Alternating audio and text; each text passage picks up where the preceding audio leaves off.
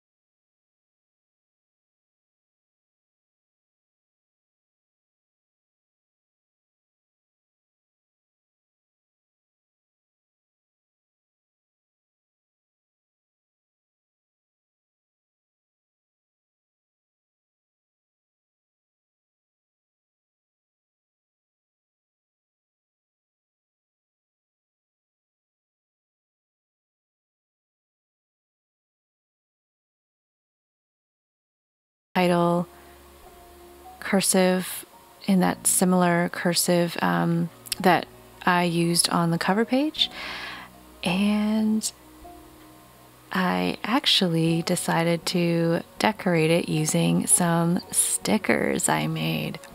So a couple months ago, I guess I will say I've been wanting to make my own stickers for a very long time. I kind of made it a 2020 goal, and it's finally happening. It took a little longer than I had anticipated because COVID.